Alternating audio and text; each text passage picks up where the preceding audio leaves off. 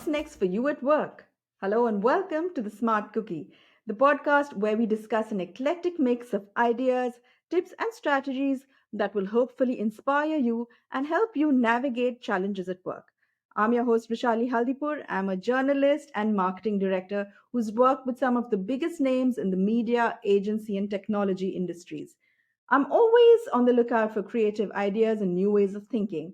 So join me as I meet some real smart cookies and some everyday superheroes who've really been in the trenches and will share their learnings from their world of work with us. Today, we look at how to navigate career transitions. Whether you're someone who's moved halfway across the world and needs to start afresh, or simply thinking of a pivot from your current role, especially since non-linear careers are now quickly becoming the norm. So, how does one set up for success, especially when faced with a completely new environment? And women, especially, tend to face more uphill battles in this. And I believe there's much to learn from others who've taken the off-beaten track to adapt and thrive. My guest today is one such executive who's not afraid to innovate in her career. Meet Anasuya Kesavan, a senior communications and indigenous initiatives leader at Fortis BC in Canada. Previously, she headed communications and PR at the British Council in India and then went on to pivot to become an award winning journalist in the Middle East. Ansia is also the co author of My Business at Bahrain Entrepreneurial Success Stories, a book on CEOs and entrepreneurs from the Middle East. Welcome to the show, Ansuya. Great to have you. Thanks, Vrushali. That was a beautiful welcome. I didn't think of myself in so many wonderful terms. I'm so excited. I'm so excited to have you. You're on my very first show. I think it's early morning for you, but I have a cookie for you. I And have I to do have that. some coffee for you. That's perfect to go with the coffee. But yeah, so let's jump right in. I'd love to sort of hear from you. I mean, you've successfully pivoted your career not just once, but several times, right, throughout so far. Yeah. You've started off as a very senior role at the British Council in Mumbai. And then from there, once you moved, you sort of had to start from scratch in a lot of new places. Can you talk us through your mindset when you approach these new challenges? I think the most important mindset is that you can do it. And that's the positive mindset that uh, leads you to seek new challenges. So I must confess, when I moved to Bahrain, I was initially like, oh, finally my husband's got a great job, I've got a beautiful house, I can actually sit back and relax. And Vrushali, we work together in Bombay, so Mumbai, which we call now, but we know the how challenging is a media corporate communications role in Bombay. And I used to be working literally like 10 to 11 hours easy a day. So that was my life. And I was looking forward to, like, okay, finally I can relax, wear nice clothes, do partying. But, I don't think it's like an exercise, like body works. We are kind of wired to seek new challenges. And I arrived in September. By mid October, I had a job at British Council in Bahrain, and which was just a mat leave vacancy for 4 months. But it was like I had made my contacts. I still wanted to do it. I just couldn't envisage myself sitting at home. So it was like a mind, like I did a, what can I say? Like, you just check your skills. What can you do? And what can you do? And it's not like the way you would traditionally look at a CV. You look at, okay, I can write, I can speak, I can network, say simple things that really effectively work with you, because every individual is different. Some people may be great at numbers, some people may be great at analysis. We don't know what each individual is, but I know for myself, it was networking, it was connecting, it was a bit of writing, it was definitely great happiness in being in the community. So I picked up the phone, called up the editor whom I knew, and said, could I, do you want a writer? I'm happy to, I don't mind whatever you give me. And that's how it all started. So a 2 week stint, it was literally 2 weeks, became more than a 6.5-ish year journey with my editor Stan. And it was the best years in my career as yet. Money wise, not great, but experience wise, amazing. So it's the same attitude I took when I went to Dubai and when I moved to Canada, because I was like, okay, what can I do well? In Canada, many people don't speak good English, but I do speak good English. I can write pretty decently. After all, I'm a published author. I don't need to worry about that. And I can, I have proved that I can start anew every single time. So I just went with those gut feelings, literally. I never sat a moment thinking deeply about it. It was just go for it, girl.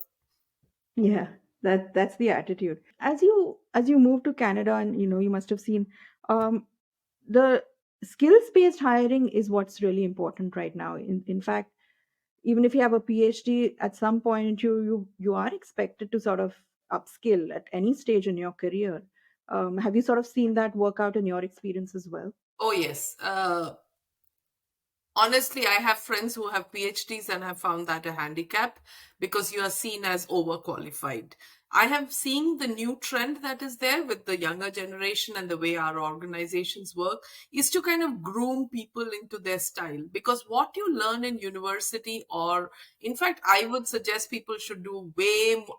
I'm a great fan of um, it's called work integrated learning experiences, and Canadian universities are pretty much they have done very well in this. I think even Australian universities are there.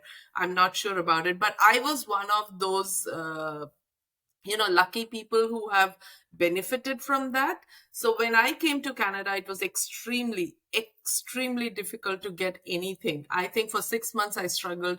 I did not even get a call for an interview, and I did not know what to do. And then I came to know about this co-op program, and actually my daughter was part of it, where they send children to work in organization based on their skill sets and what they want to do. And I was like, okay, so this is great. I can get back to what my original role in corporate communications is through this avenue. And I always wanted to study. So I chose to study an undergrad at SFU, studying communications and majoring in communications.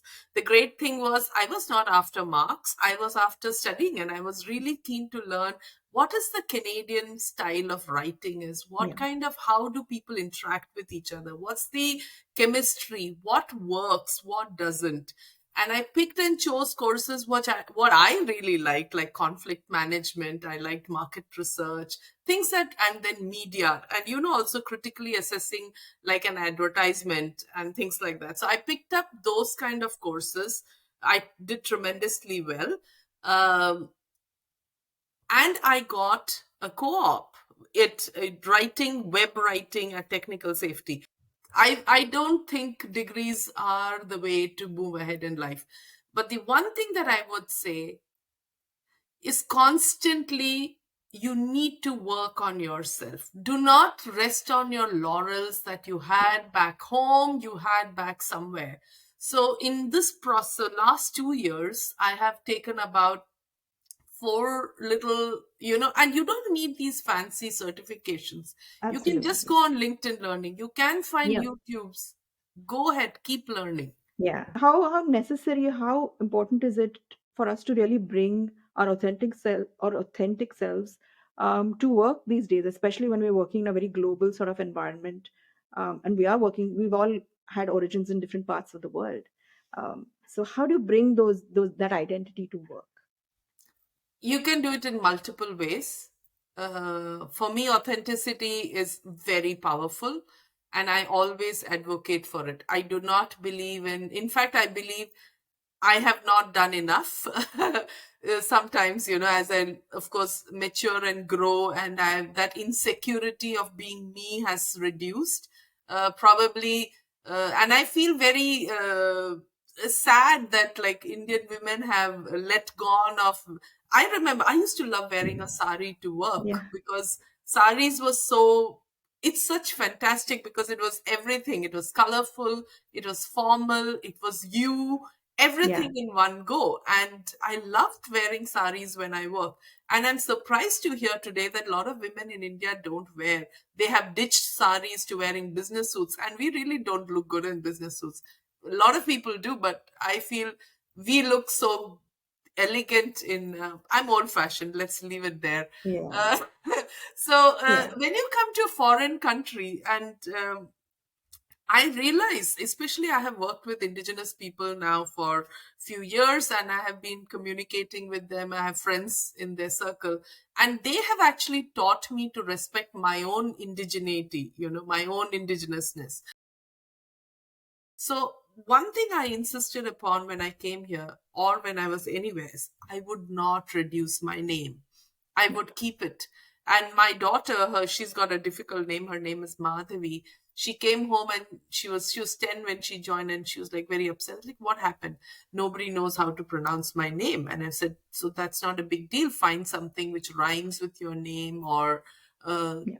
take a moment to explain what your name is because they are not used to it. So I think it starts right from there. You know, Absolutely. say your name with pride because that has meaning. Yeah, that's true. I mean that really resonates with me as well because I have this long name, which I use it and I expect people will say it. It doesn't matter if they get it wrong. That's fine too. Yeah. Uh, I just am not comfortable with just shortening it just for the sake of doing it or just sounding like somebody else. So yeah, that's perfect. What I'd also like to really learn from you is just sort of a couple of takeaways that you've sort of developed, from your career in all these places, what you've learned so far that would help, other senior career women in their roles as well. I would circle back to everything that I said earlier. One thing is you need to stay positive. There will be many, many moments when you will question yourself. There are many moments where, but you have to remember that how another person reacts is not true to what you are. And in that, I would remind everyone about the Sanskrit Gita verse, karmanyevadhikaraste na phaleshu kadachana. So somebody, heard somebody, he's a monk who said something. He said, you can only give your 150%. What happens after is not because of you. There are many things that are happening in the universe. So remind yourself every minute that your value is not based on the judgment of what arises by an outside party. So remember to keep yourself true. Number two, network, because that's your forte. Because good friends, good mentors, good colleagues, people who give you positivity are way more important than anyone else in the world. And number three is the act of survival. You have to survive. You have to figure out what can help you navigate the world. So it is different for different people, and there is no one answer to it, but you have to believe in yourself that you can survive and you have to figure out what. And listen, we are all brought up to expectations that you have to work, you have a degree so you work in an office. Coming in an outside world, that doesn't work. I worked as a cashier. When I came here, I was initially hired to be a supervisor in a, like a retail store. And then I had a tag which said supervisor, but I was working as a cashier. And I said, why are you doing that? Said, oh, you're overqualified. We know you're going to leave. But did that mean that I stopped working? It really hurt me, and it hurt me for a long time. But it drove me to go and get that degree so that I can go back into my, go back. It gave channeled my negative energy into something positive, which has really resulted in something wonderful today. uh, so what I want to tell you is that all the world tries to pull you down, you have to push yourself up, and you have to figure out that way in your own self, in your own ways. Absolutely. Yeah, that is so true. And from going to Sanskrit to talking about Greek philosophy, I think we had that chat earlier about this story that you'd mentioned about a fox and a hedgehog. Well, would you care to enlighten our Yes. listeners on that as well? Yeah, Because I this thought it is was so interesting. so, I learn more from little video snippets, whether it's a monk or a philosopher or a blog. I'm not, I think my attention span is kind of coming down when it comes to big books, unless it's For like, all of uh, us. like a crime thriller. It's very hard for me to stick there. But I love these little snippets that come across. And recently I was in an interview and I was like, okay, I want to know what kind of leadership skills I have. And I was just searching it out and I came across, and I don't want to butcher this Greek poet's name, but anyone can find it. And I came across this article that said, um, a a fox knows many things, but a hedgehog knows only one thing. But then there are many articles written around that, which you know how they figure out how that line is can be translated into corporate philosophy. And if you look at survival, a fox has got a very bad reputation. He's seen as cunning, and he's seen as not a fox is not you won't say the fox in the same light as you would say a lion, because or a tiger. But a fox is a fox. He's cunning, he's scheming. But a fox has a lot of positive things. He's a survivor. He does not look for one way to survive. And if I look at myself, I never looked at one way to survive. I have worked as a librarian, I worked as a cashier, I worked as a journalist, I worked in the communications, and then I worked in web.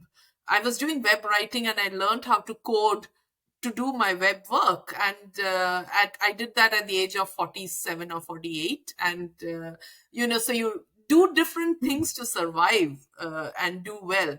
And now I work in stakeholder engagement. So it's completely different from what I did before. But you learn to survive by navigating whatever opportunities that are available to you. Now, if you look at a hedgehog is a completely different domain. He has just one goal, that's also to survive, but he does that only by one way, that is rolling into a ball and not allowing anybody to touch it, because he's got those spiky and it rolls Right. down the hill. It has just exactly one way. And that is also true, because end of the day, we all want to survive. We want to do well. We want to go into the careers we love. We want to work with teams we really love to get that positive energy from. So in your life, you have to be both. You have to be a hedgehog and you have to be a fox. There is no one way to it. And I thought that line really, I felt I was, it just spoke to me, because I'm the same. I have started from zero every time my husband moved cities or I moved a city. So uh, that's the philosophy, I think, now, at least for now, that I'm keeping in me, that you need to do well. It's not just survive. You need to do well and you need to thrive, and use every way possible to do that. Absolutely. And that is so fascinating. I mean, it's just like so many things to think about. It's really food for thought, which I think is fitting for this podcast as well. Yeah. But thank you so much for sharing your insights with us today. It's been great having you. There's just so much to learn, so many takeaways. I'm so excited to have you here, and thank you again. Hope to see you again soon. Thanks, Vrushali. And I'm sure you're doing an amazing job finding all those cool women crunchy in their insights who haven't revealed their beauties and their inside stories yet. So I'm looking forward to hearing more stories from at your podcast. Good luck. I hope so too. Thank you. Thank you Thank so you. much. Yeah. And for everyone listening in, if you like this podcast, please share and subscribe to spread the word. Thanks again for tuning in, and I'll see you soon with the next episode.